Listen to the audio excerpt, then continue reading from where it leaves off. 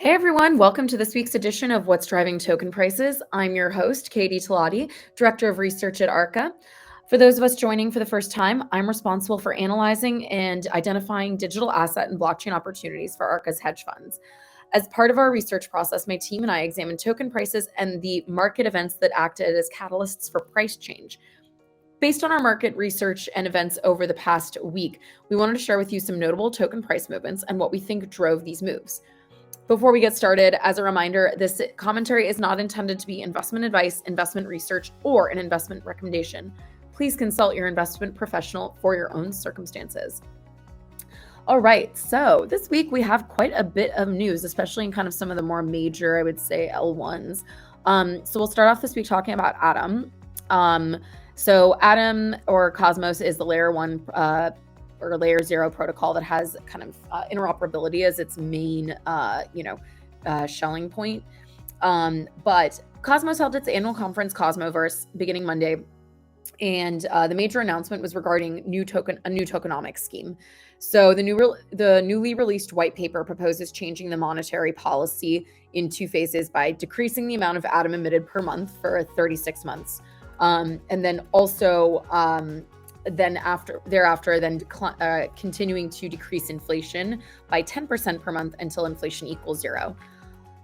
So to start, that actually means that they're going to be increasing Atom initial issuance to 10 million per month, down to 300K per month over that 36-month time period. But currently, Atom issuance is I think 13% inflation a month, and it's going to be going to 40%. So that's quite a bit. As a result, I think a lot of people were not expecting that news, and the token did trade down following this announcement. It's now down about 9% for the week.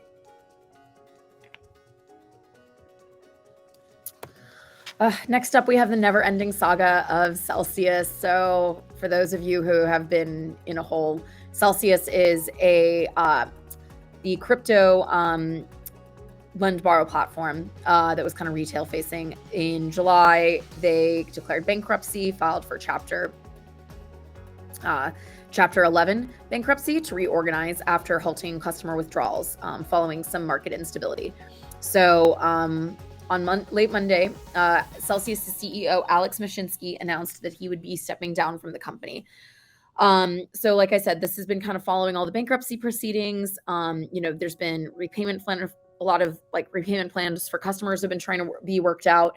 Celsius had many different parts of their business, including a custody business. So a lot of people have been trying to figure out kind of where those pieces net out following this. So apparently the Celsius Creditors Committee actually demanded Mashinsky's resignation following the discovery of leaked plans that Mashinsky and other Celsius executives were attempting to restart parts of the business. Most people kind of view this as positive, that, old executives from the company are getting cleaned out in this restructuring process. Despite this, though, Celsius was down 4.8%. All right, next we have Polkadot. I don't think I've actually talked about Polkadot before. Polkadot is a layer 1 protocol. It was created by Ethereum co-creator Gavin Wood. And it's very similar to Cosmos in that it's got it's kind of focused on interoperability. And it's got a multi-chain kind of approach to scaling.